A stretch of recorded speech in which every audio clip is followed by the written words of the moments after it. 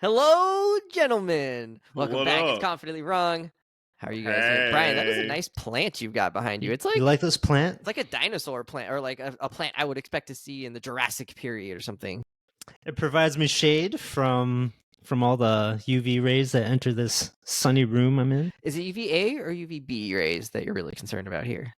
I've only heard of UVA. The Cavaliers. Oh man, that was a weird. Remember we visited UVA? Maybe. Did we go to a student conference there? I think we did. Yeah, that's where we made the bid, right? It was And a weird the place. bid. It was a weird. I don't know. What Wes is talking it's a about weird is town. we made a bid to host the same conference at our school. Yeah. Which we did win. We won. We did a won, good job. and it was weird too, right? It felt like a sweepstakes. Like they brought us up on stage, like, you've won the bid. You've won a year's worth of homework to organize your own massive conference. Congrats. Yeah. Because it's going to ruin going? you. And it did. Yeah. Is it still going? Brian will never do something like that again. Who knows? He was the co-director. Yeah. Sounds like a massive L. Yeah. It was awesome. Here's a ton of work. We learned a lot. I will say that. It was a ton of work, but I think we learned a lot. And I don't know. I mean, it's a chance to like do things that like don't matter but feel like they matter.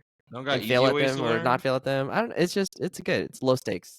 It felt high stakes, but it's we low didn't stakes. have social media back then. No social media. We had a cool website. It was a good way to get my name and face out there. I'll tell you that. Yeah. Oh yeah. I did not have my name and face out there. I didn't know what I was doing. It's great. All right. So on this episode, we are talking about Netflix's new huge budget show. I don't even know. It's probably in the gazillions of dollars. It's called Three Body Problem. I think it is. I don't know. I think they paid for two bodies on this one, but we can discuss. They thrifted the other one. Two bodies and a mannequin. All right, so I kind of the premise of this a little bit, and then I'll let Brian actually explain it. It's just there's this like science fiction world. It's not in the too distant future. It's probably in a fairly modern day setting, and all of a sudden like these weird oddities start to happen. So Brian, can you tell us? Oh, and it's originally started as a novel written by a Chinese author. Of course, I didn't write down their name. Good job, Wes. But it's been translated to English and it's been produced now into a Netflix show, which is it caught my attention. The trailer looked great, and then I don't know. I really enjoyed watching the show. It sounds like from some of our pre-talk that the two of you are not as into it, maybe, but we'll see where that lands us. Brian, what is the premise of Three Body Problem for those of the folks out there who haven't seen it? No spoilers yet. No spoilers. Yeah, if you're mean, the premise could go on and on, right? Like, right? Like we could talk about episode 6, and it's still the premise. But I guess for the uninitiated, for the first couple episodes, what is the premise? For those of you that have not bit into this apple just yet, like basically, we have some anomalies that are going on across the world. It starts actually with a suicide of a physicist, and the authorities in the UK are looking into it. Why are these scientists? We seem to have some scientists that are offing themselves. They're seeing weird countdown visions. There's anomalies happening within their scientific research. Like they have apparently particle accelerators all around the world, but they're all acting awry and not giving the results that these physicists would expect. And so it's very curious. And so we're trying to look into why those things are happening and how all these things are connected. And then very soon in the first episode, one of the physicists who's at the center of the show starts seeing visions of a countdown in their own eyes. Nobody else sees this countdown, but it's a very ominous, sketchy looking thing that is happening in their eyesight only. And they don't understand why that's happening, right? And then simultaneously to this happening all in present day Earth, we have another storyline that's happening during the Cultural Revolution in China. A woman whose physicist father was executed as part of the Cultural Hey, shout out to Revolution. Father June. He's from Warrior. Was it Father June? Yeah. I didn't recognize him. He looked different. He had different clothes and makeup, and his hairstyle. They made him really look different. much older, probably, right? Yeah. So we have that storyline happening as well, and this woman who's also a trained physicist in the Cultural Revolution, slowly begins to have access to some other top secret scientific what she thinks might be weapons, or they might be something else. And so you have these multiple strands that are creating a bit of mystery around what is going on in the world, and how will those things play out? What ramifications will they have? And I think it's probably worth mentioning that there's also a VR game that's a part of this. So there's this virtual world that people in the present day are entering as part of this mystery as to why some of these physicists have killed themselves, right? It's revealed that they actually all happen to be playing the same VR game, this very futuristic VR game. What's that all about? So there things are happening in that world. It's quite a bit of a knot of a mystery, and that other mysteries keep revealing themselves after this initial one in like the first episode, in a very Lost like way. Like the show, in my opinion, has that vibe. And I think for anybody who's just completely baffled by everything I just said, I think one of the other things, You're at least supposed for to be me, baffled. one of the things for me that piqued my interest about this show, there are two things, right? One is that the series is based on this famous sci-fi trilogy called The Three-Body Problem. The trilogy itself, I think, has a different name. I think the first book is called Three-Body Problem. Translated from Chinese, Hugo award-winning work, and one of those sci-fi series similar to a Dune or Lord of the Rings or whatever, that people have long said, like, oh, that's going to be impossible to adapt. You cannot make that into a live action thing. And then the second being that the folks who decided to adapt this are the showrunners from Game of Thrones, David Benioff and D.B. Weiss, who adapted another book series that was also called Unadaptable. So they're feeling good about themselves. Those two things are like, so you have this like canonical sci-fi trilogy. The Game of Thrones guys now into this Three-Body Problem Netflix series.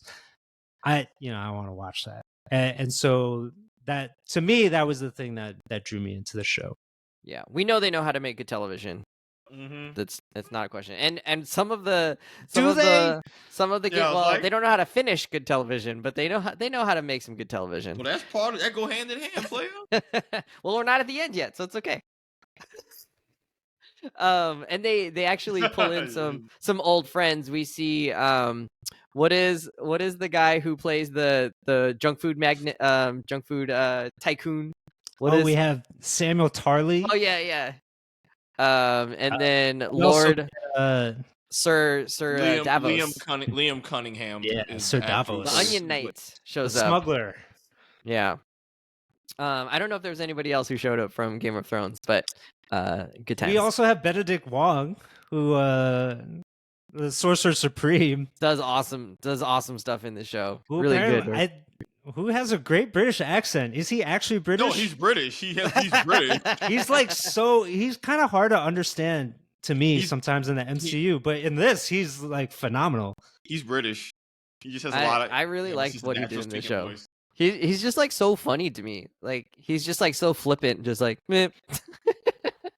He's like, I could see why you're such a bad mom, and she was like, I could see why you're a bad dad, and he's like, yeah. Oh, fair enough. Yeah. So I love his like, kind of just attitude around that. And we do get to see kind of an interesting or a couple of interesting moments with him and his son, and how they like they have a strained relationship. It's not like unloving. They clearly care about each other. But the son wants more approval from his dad, and the dad is just sort of like, you're kind of being unserious about things. So, let me know when you actually have something to talk about. I just like seeing Asian dudes with British accents. That's fun. Let's get a whole season of that. Yeah. And the dad is just like, I don't like your boyfriend. So, I don't know. He's not being homophobic, he just doesn't like the boyfriend. Yeah, there's a difference. Yeah. So anyways, lots of things going on in this show. I thought it was a cool premise in terms of I was bought in from the beginning, just seeing the countdown in her eyes. And you're worried that like, what's going to happen to her? Is she going to die? Is she going to kill herself? Is her head going to explode? Like, who knows? Because you see one of the victims that had died earlier, their eyes are all mangled. I mean, they're just a mess of a corpse. And so you're like, oh my God, like what is going to happen to this lady if it gets down to 0? And why is it counting down? Why is it chosen her? And you start to learn a little bit more about like why it's happening to her, and what kind of ultimately the motivation is behind that, and where it's coming from. So from here on out, friends, we are getting some spoilers into the show. We'll talk about the whole season. I think is it 8 episodes? Yeah. Which clearly they're setting up to be continuing, because the story itself, like the main story, doesn't finish in any way at the end of the season. So we'll just talk about what we know. So the show, kind of drops in all these nuggets, especially around some scientific applications, discoveries, and then also some science fiction ideas.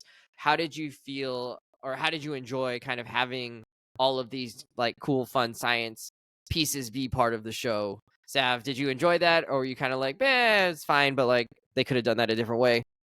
No, I actually was really digging the science and how the show is science fiction, but they don't go too hard into the future with the science fiction stuff. It feels like, beefed up, maybe actualized versions of tech that might already kind of exist in this world. It's only like 5 or 10 years down the line for most of the science stuff. Yeah. For human stuff, right? Yeah. Or at the very least, it's been advanced in a way that's like, hey, this is stuff that you could get theoretically how someone could come up with this. I don't know. It works to where it doesn't feel like we're hundreds of years in the future, but we're still in the future and we have like peak technology. But that's been working quite a bit for me, because it contrasts to the technology, what's the word, gap between some of the warring factions in here. So I like that humans get some pretty dope tech, but when we talk about the alien technology, I guess what I liked was that, I'm trying to figure out how to word this. I liked that they didn't try too hard to explain, and they did enough to explain that it's science, but not enough to where you have to overthink it. But all you really need to know is that, hey, they got some really advanced shit. Don't try to overthink the details of how it works. We just know that it does this. Yeah. Like the universal monitoring system, like, don't overthink it. It works the way it does. They have high tech. They explain it to you of what it means for the purposes of the story, and that has worked for me to where it feels like a fantastical I think they did a good world, job with that. but not like we're not just doing a bunch of tech jargon that I don't care about.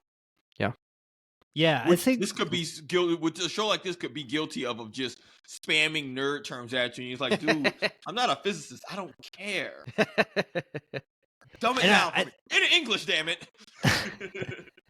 I think that's one of the reasons why the book was considered unadaptable, is because the core of the story is really just messing around with these crazy scientific ideas and theories.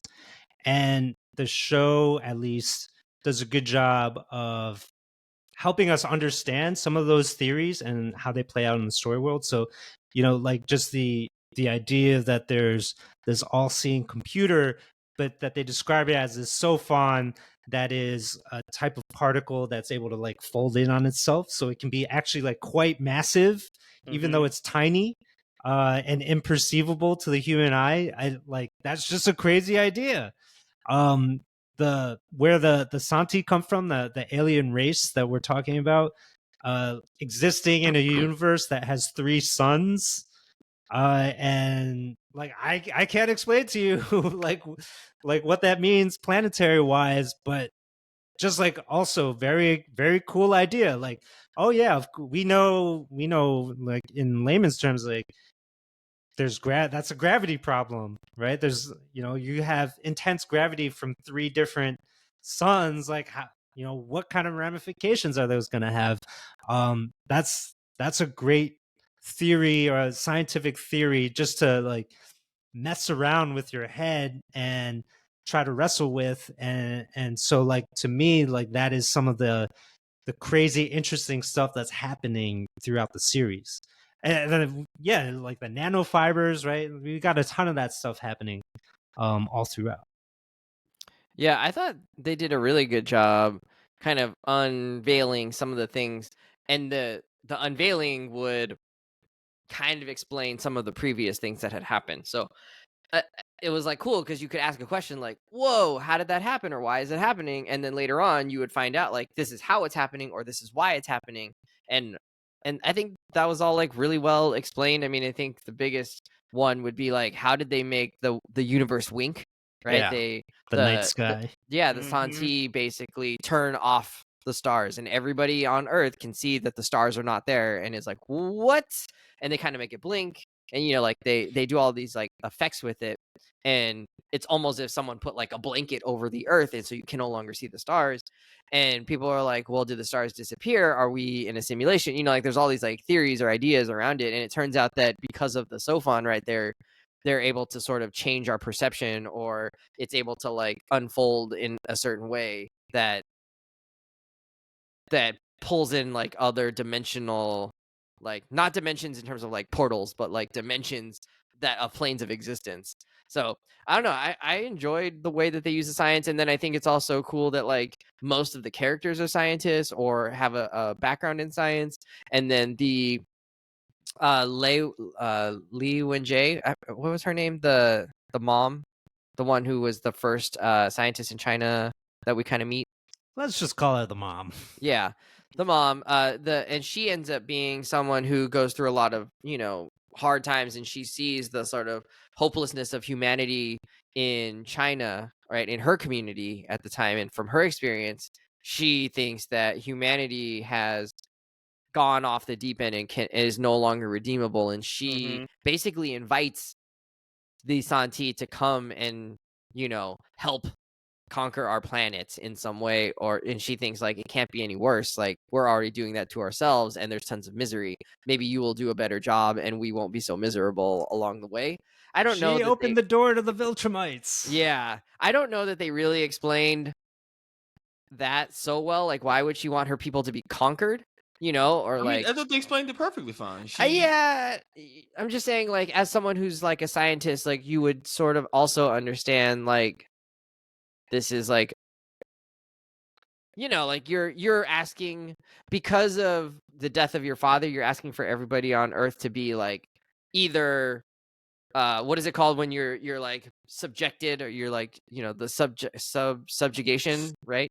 You're Yeah. you're asking to be that, like, or enslaved, because like you had a bad experience, like maybe Well, in her that's your mind, villain well, origin story, I I guess. mean, But Wes, we watched her dad get killed in the revolution, and also she was working in a prison camp. She was already enslaved. yeah, So it's not like I know you're looking at it from just a huge, for her point of view, it made perfect sense. Humans were awful people and did yeah, awful things. So in her mind, being subjugated by an advanced race is the lesser of two evils, because she's seen firsthand how awful humans can be. She watched her intelligent, educated dad get killed. She got sent to a prison camp and had to just work the rest of her days and only live because she was smart and they had her work on the project. Like, for her, she had every reason to be like, man, F y'all. all right, that's fair, that's fair. I buy that. Can we talk about though how she was able to maneuver the giant satellite on top of the mountain while nobody is looking? She's like, there's nobody around. I'm just gonna move it a few Few degrees. degrees to the right. Like, what the hell? How is nobody noticing that? They were like, "Oh, if you shoot the signal at the sun will amplify the signal and send it, out into the universe." But good times. Yeah, I don't know. That seems like a security protocol breach there. But maybe things were falling apart. Maybe people were just stressed out by the the communist The regime or revolution. whatever. All right, so we like the science. I really enjoyed the all the characters' reactions to the visor helmet, virtual world that was going on. They like one of the characters ate the sand. They were just like, this place feels so real that I feel like I can reach down and actually take the sand and put it in my mouth, and I can like feel all of that. And so we sort of learn there's a neurological connection of some sort, right? It's not just virtual reality in the way that we experience it today, which is like you see something and you can imagine that you're in that space. It's actually that your whole body feels like it is in that space as well. And then another character goes, how do they know what we're wearing? Because there's no like obvious like cameras on the visor. But I guess the Savon can see it and then can input it into the virtual reality system. But I don't know. I thought that was like a wicked cool thing, and all the characters are like, we don't have any technology like this. There's no obvious screen on it. It just looks like a spoon that you put over your eyes, like a double spoon. Yeah, I like the part Or that underwear. they were trying to figure it out themselves, right? And they were saying like, "Oh, this technology is like a Yeah. 100 generations away from what we have now." And so like part of the fun in watching it was, okay, there's this mystery of like, where is this headset coming from? And like the way that they were talking about it, it made me think like, oh, this story is going to be about like time travelers or something. Time travelers are Oh. coming, or like there are those kind of I ideas. was thinking aliens because I was like, oh, you clearly don't have this tech. Somebody else had to have put it there. But then I was like, how did it get here? How did they teleport it here? I don't know. Yeah, so I mean, and that's kind of what I'm saying. Is like the fun of the Yeah. show is you're trying to figure it out with them. So you as a viewer are also engaged in the scientific mystery as to like, well, how does this work? How what are the different possibilities that would facilitate something like this? But the fact that like the answer turns out to be, an aliens who are light years away, uh and that they have an all-seeing eye computer that's floating around Earth, like that's just a crazy fucking idea. Yeah, that's very ominous. Yeah, the fun. I think. Yeah, part of the fun is that like it's a mystery, and I feel like most of the time when there's a show or anything with a mystery, there's rules that the world plays by that you can kind of be like, all right, within the rules of this world, I can maybe try to infer what's going on, like an escape room almost, right? Like there's certain things that it won't do because that would be impossible to figure out. It'd be unfair. And then for this mystery, it's like, now this is going to be unfair. Like, oh man, what's the mystery? Literally technology behind the comprehension of your feeble human mind. Like, unironically, that on all levels. Which OP boss right here. Yeah, but I was a really big fan of that. Sometimes I feel like mysteries feel like they have to be fair, otherwise the payoff doesn't feel earned. But I feel like the payoff here is just knowing how absurdly outclassed the humans are. Like when they decide to just flex and start just tinkering, basically just flickering the lights on and off on us. I'm like, this is the most disrespectful shit I've ever seen. And what they put on the thing, they literally just came say, into my house and flicked the lights off. Yeah, I'm just like, oh, so what? You just about to? They turn the universe off, bro. The stars off. They're gonna come in my house, eat my food. It was disrespectful. And then even what they hijacked the messaging to say, you are bugs. Oh yeah. Right, and that was them realizing that they could understand metaphor a little bit too. I don't know. I like that part of just how blatantly outclassed humans are, but also our key weapon is that we can lie. Oh, our other key weapon. That was a cool moment. Our other key weapon, which I thought was like really fascinating, was the wall facer ideas. Like, hey, you have an all-knowing computer, but You can't know what's happening right inside my brain, so I'm just gonna keep it locked in there. Imagination. Just like something like someone's child would say. You can't take away my imagination. It's like, you're right. We can't. Which you could imagine somebody wrote in communist China. Let's be real. The thought police can't get you. The one place that's safe. Oh man, that's great. Yeah, that's gonna be how we're gonna do it, just by the seat of our pants and one guy's memory or three guys' memories. All just looking at each other. So I guess what about this show? And it maybe has some weak points to it, but what about this show has been its strength, and what about the show is like, did you enjoy watching? Brian, where are you at? So one of my favorite parts, which unfortunately we lose in the second half of the season, What do you mean? is the VR world that they get to enter and play that game, which I thought Savon is shaking his head like, God no. But I thought that to me was a very enticing mystery. It seemed like a cool world, right? Like, I think also like the way it's shot was very different from the way that we see the UK and China and whatever, in these VR worlds. It's, it's the fantasy element come alive.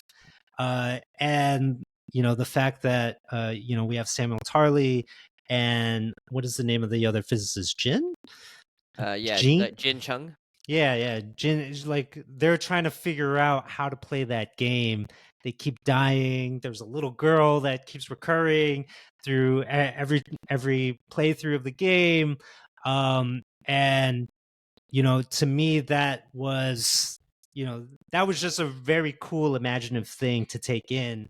And also wonder about what is really going on here. Well, yeah. Like, what does this have to do with anything? One of the characters is like, you don't know what this tech is doing to you either, or gaining from you while you're using it, and they can't stop. They're just like, this is fun. I like the mystery of it. We know that the other users of that game have already committed suicide. What are you doing in there?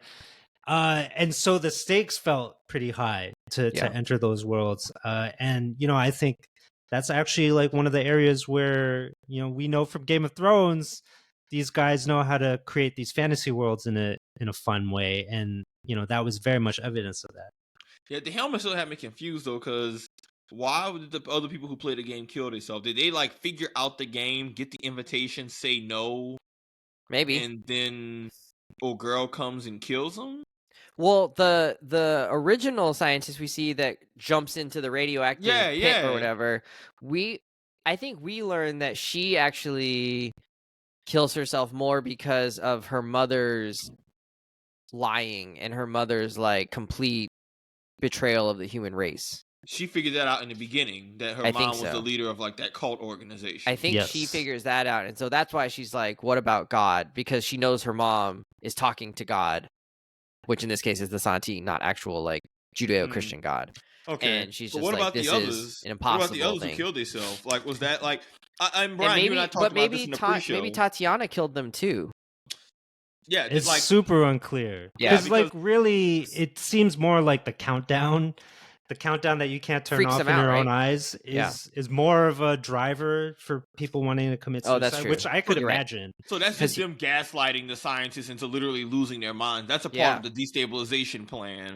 I guess me and Brian were talking about with the game, like, okay, so to complete the game, it requires you to not be like a really smart scientific mind. So who are they giving the helmets to? How do they decide who gets them? Several characters, including the ones in the story, stumble upon them kind of like coincidentally.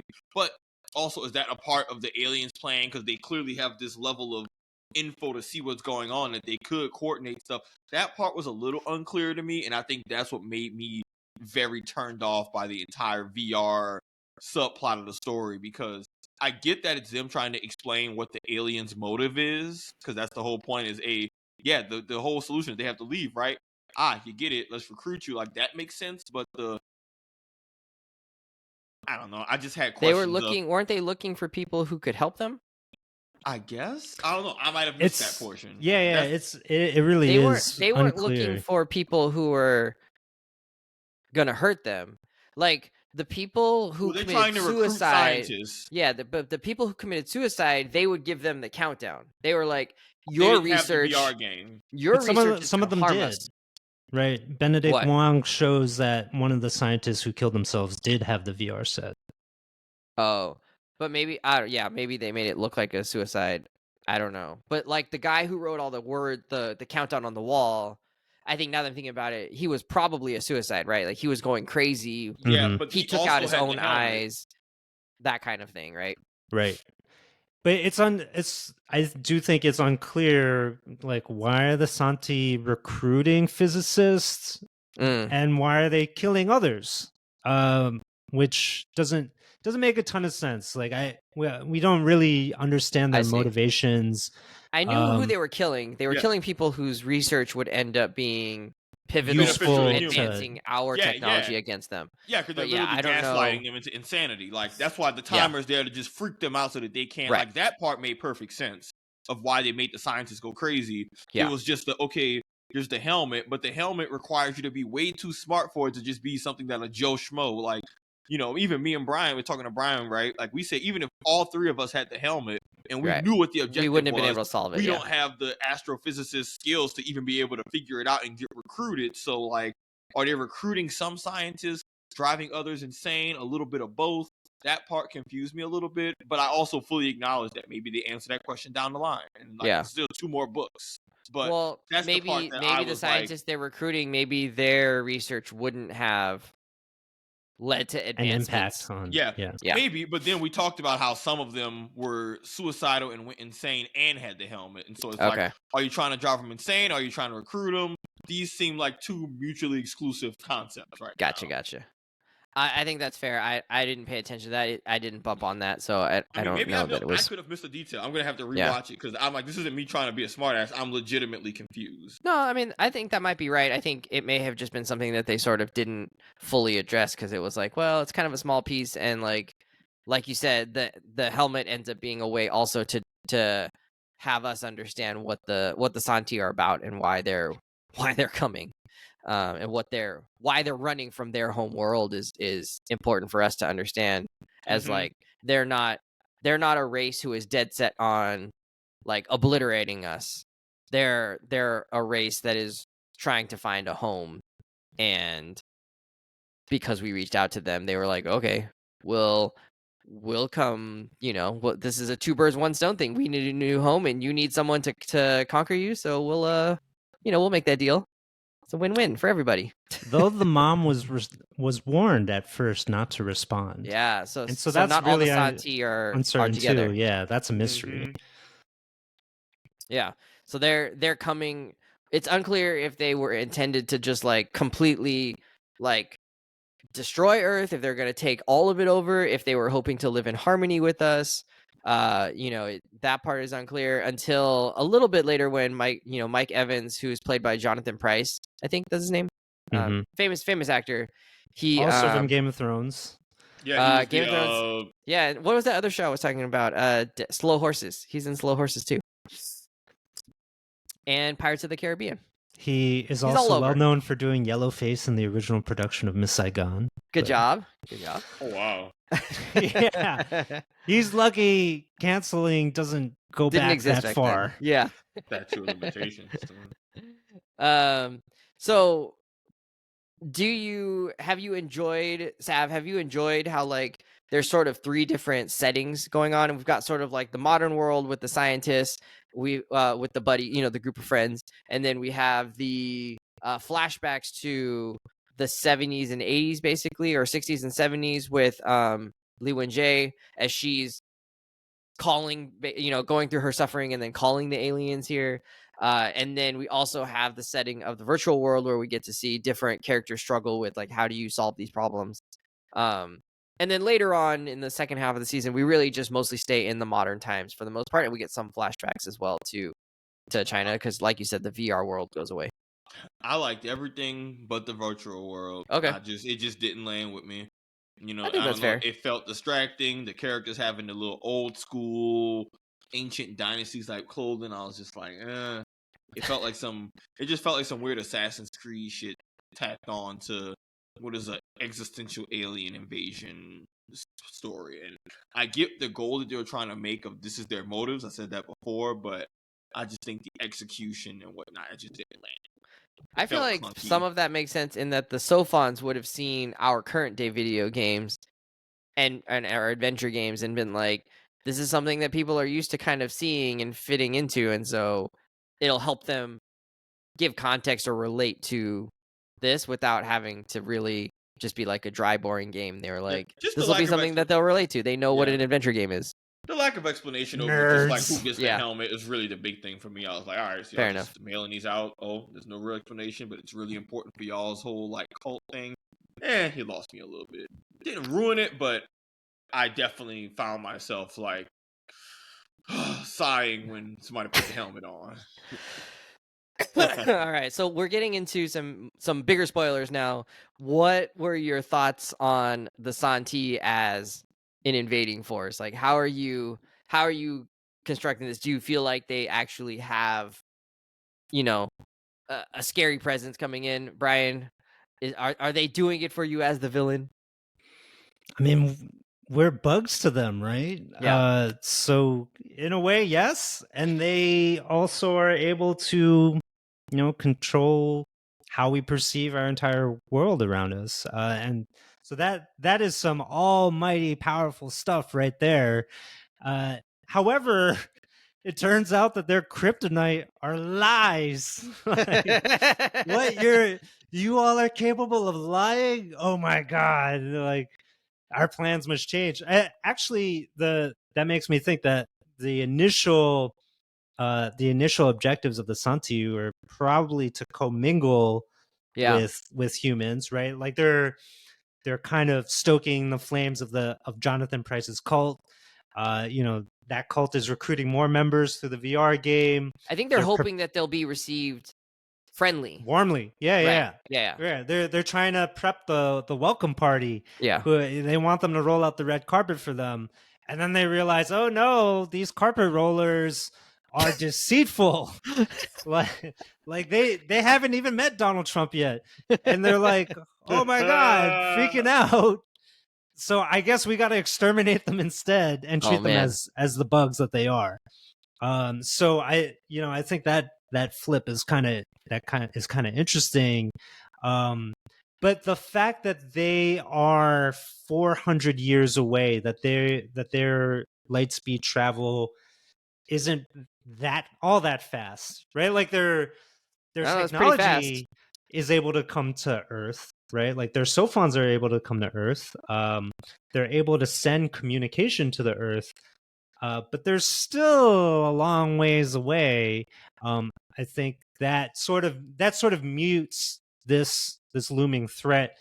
It's like climate change. That's also something that that's also part of what makes the story interesting and unique is like, oh yeah, there is this great big danger, but it's gonna be way beyond your own lifetime. And how do we respond as a people? Yeah. Oh, that reminds me. Climate change, it's in your grill. There's no ambiguity. There's no. This is some like I mean, not like it's an invisible threat. The aliens very much made it very clear. Hey, yo, what's I mean, good? climate change is also. You can't deny like somebody just thing. told you you're a bug. Like everywhere on every single screen. I'm sure somebody will find a way in that show. They'll be like, "Oh, it's just a prank." I don't believe it. Hackers, it's QAnon. Yeah. I was gonna say is that we were asking about characters earlier, and one of the ones that stood out to me is Sir Davos. You know, his character is very different than like a typical like hero in a show, right? He's very pragmatic. He's very much just like, no, we're gonna win. Whatever it takes, we are gonna do that thing. I'm managing this. I'm controlling everything. I am, the one who is going to be doing this thing, and not in a conceited way. Like I just feel confident in my ability to manage people and manage projects, and he's just like the ultimate project manager, right? Like that's his role. He's the PM that wants to live on and on. He's like, I'm gonna freeze myself, wake myself up like every other month, and then just keep on going for 400 years. But what's interesting, or what is interesting to me about his character, is how blunt he is about like, I'm making these tough calls. I think I have the best plan. We're at war. like all things are fair right now. Like it doesn't matter, if one person dies or 10 people die, because the only thing that matters is we're able to fight off the Santi when they get here. And he's willing to like try any kind of idea. He doesn't stop it like, well, this might be possible. He's just like, find a way. Like this is what it is. And he's very cutthroat about it. And that's such a different way that like normally people work together with each other, right? Like normally people are like, well, what do you think? Let's collaborate. Let's do this, yada yada, You right? have not Big worked in C, a corporate office before, right? Wes. Also big Cecil Stedman energy right now. I know we just did Yeah. the Invincible episode, but like it's very much he reminds you of Cecil in that But with no it feeling. comes At it least Cecil comes off kind as of like I expresses mean, it emotion. comes off as cruel, but ultimately it's one of those like, yo, man, to your point, I'm the hard call maker. Yeah. Somebody got to be one who's willing to take the last shot and be okay with it missing or going Right. in. And he said, give me the rock. Yeah. I'm rising up for the 3. That's what I like about him, is that he's he's the Michael Jordan of the show. But I don't think I'm wired that way. So I like seeing characters who are more like that. Because It's didn't just he like, approve the boat plan? Which we yeah. didn't talk about the boat Yeah, which I at want to talk all. about next. So tell me, how did you feel about episode 5? Because I think I watched episode 5 before you guys, and I was like, guys, episode 5 is the one. Like, holy cow. Sav, how did you react to that? For people who haven't seen it yet, they stretch the nanofibers across a canal, invisible lines, you can't see them. And then as the Santi followers' boat, so Jonathan Pryce's boat, comes through the canal, it shreds them like a sliced cheese wire. Like it's basically just a big tripwire, but it's like sharp as knives, and Yeah, it slices their ship into deli ribbons. meat, including the people. The people are also sliced into deli meat, Including the children. Including a lot of children. and the children. A bunch of fucking children. Just because they wanted to, like we said, his name is Wade. Davos's character wants to get to the plans and the information that they think is held on the ship. They wanted some intel. Yeah. I was. Were you horrified? Intrigued? Yeah, I was blown away, because when I realized, oh, they're gonna do this thing, I'm like, oh, this is gonna be awful. And so I knew that, so I already had the suspense. But then my question became, okay, this is gonna be awful, but like, how are y'all gonna portray this on screen? Because lots of books have awful things that happen, or shows have things that happen, but is it gonna be a top-down view from like a distance where we just see what happens from the outside of the ship? Are we gonna get an inside view? Like, that alone can kind of impact how you as a viewer perceive something. And they did not pull any damn punches. And Frank, I'm gonna be honest with you, they were way more brutal with it than I imagined that they were gonna be. I thought it was gonna be we see it go through, and a lot of it's more of a tell, not show. It's implied.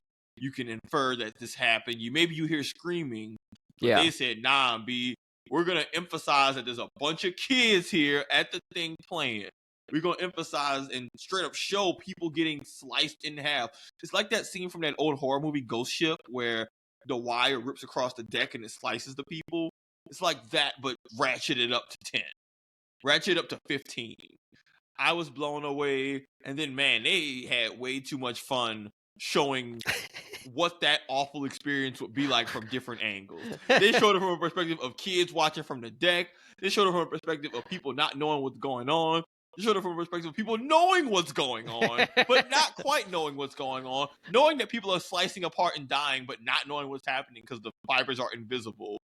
They even showed just 2 people talking in the hall, and you could ominously see the little children's hand turkeys getting sliced like a paper cutter, leading up to the lady standing next to it.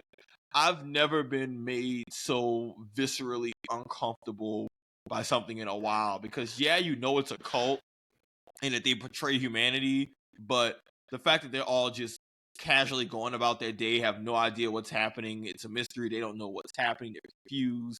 That's such a awful just thing to see happen, and I'm glad that the producers of the show had the guts to really show us that brutal interior view, because it made us feel, at least for me, sympathy for a faction that I really feel like I shouldn't be having sympathy for.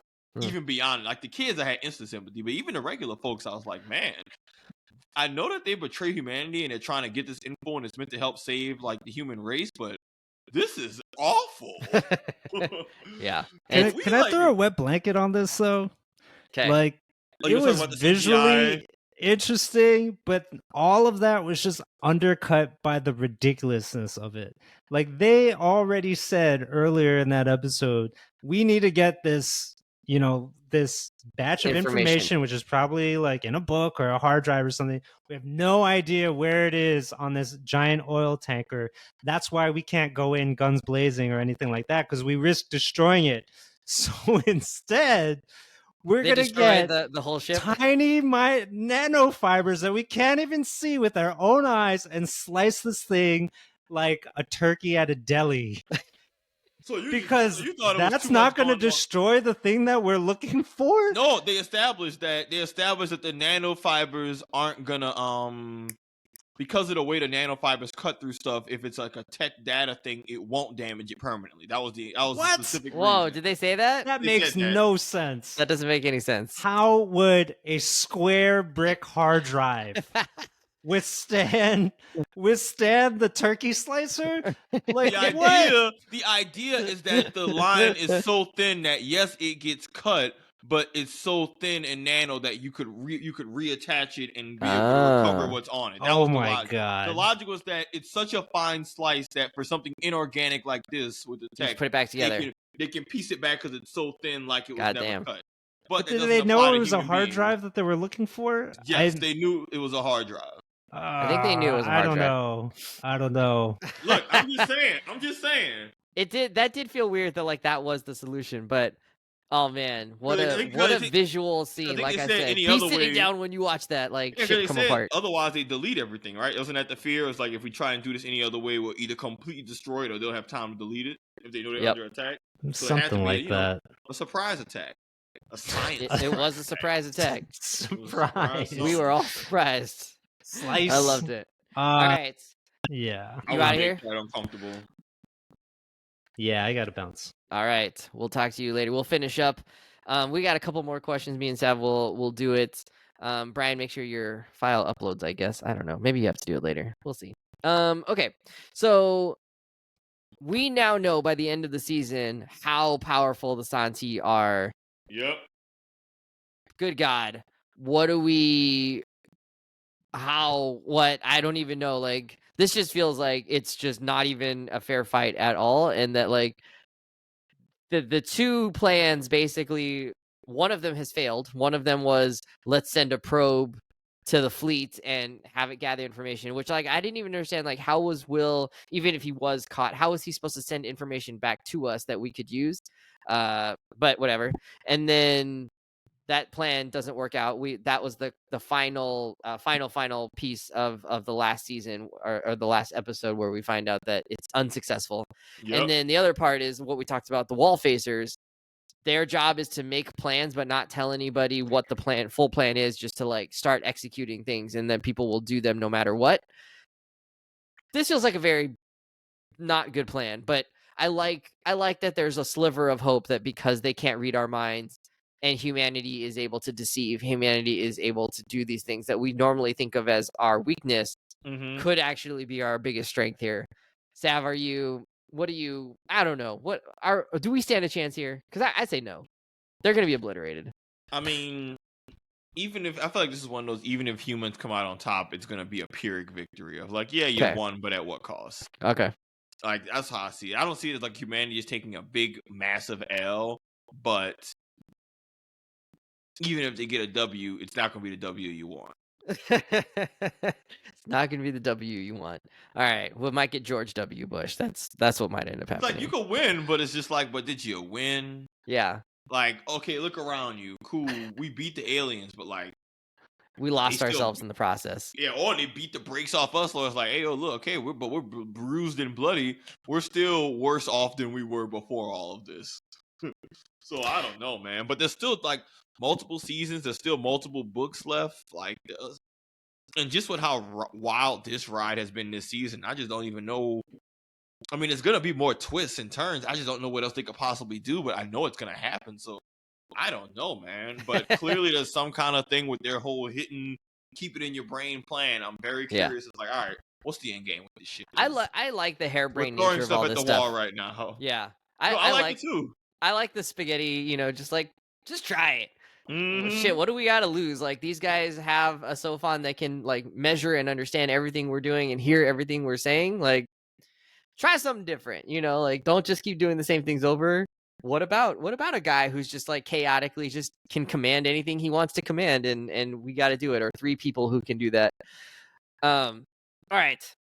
Let's take a side tangent because I want to get your opinion on this. You know, in the show, they send Will's brain, not even his body, just his brain. They take it out, put it in a cryo chamber, and they're going to preserve it and send it. Their idea is we'll send it to the aliens. They will pick it up. They'll try to study it, but in the process, they might bring Will back to life, and then Will can somehow send us information as kind of a double agent, or like a secret, like not even a secret agent, just like just an agent. Yeah, just like, hey, as a get some spy. info, a scout. Yeah, as a scout to give us any kind of information that we need. Ultimately, that plan fails, but had it succeeded, I guess I could see that's like maybe useful. Sav, if you were in charge of the project, you know, you don't have to send your dying friend, but you know, who do you think would be the best person to send? Like, are you sending a Navy SEAL? Are you sending an engineer? Are you sending a monkey? You know, just a chaos monkey? What is what is your thinking here? I feel like we come about this in a different way. To represent the human race, and this is the goal, to help save human race. Yeah. To be the Will, you know, the person who's gonna like somehow find out what they need to find out and send us information back, or sabotage the alien somehow. Effin', I'm sending you, Wes. You're sending me? With the number 1 pick in the draft, we are sending Wesley Wait, Nakamura why? to represent Earth. Because what is my strength here? being I swear to God, if this is a backhanded compliment, I'm editing out of the show. Being a dude, just being a everyman. We don't need some fancy pants scientist or some person who got this super inflated opinion of themselves. We just need a regular salt of the earth man. Okay. A father, a teacher, a man in the community. All right. A real just like American out here to just let them know, hey, we're just people out here just vibing, dog. Okay. And if they aren't, you know, and I figure if they see you, one of 2 things gonna happen. They're gonna see your chill, immaculate vibes and say either, let them just do their thing. Okay. Or, nah, we gotta get rid of them. But that's a dice roll that I'm okay taking. All right. Whatever so you do, it will be authentic. You debody me, take apart my body, take my brain, send it to space, and hope that I'm with I'm your the one. consent. With my consent. With your consent. I have to sign it 5 times. Yeah, you got to sign it 5 times, shake on it, do the little training course video of, you know, potential side effects and all that. Yeah, DocuSign everything. Liability, all that. So but I would not, Wes, I would not shoot your brain into space without your consent. Okay. Especially knowing that it could just go off rail, which at that point is just long form murder. Or just long form I like euthanasia. that long form murder. Are there other instances of long form murder in the world?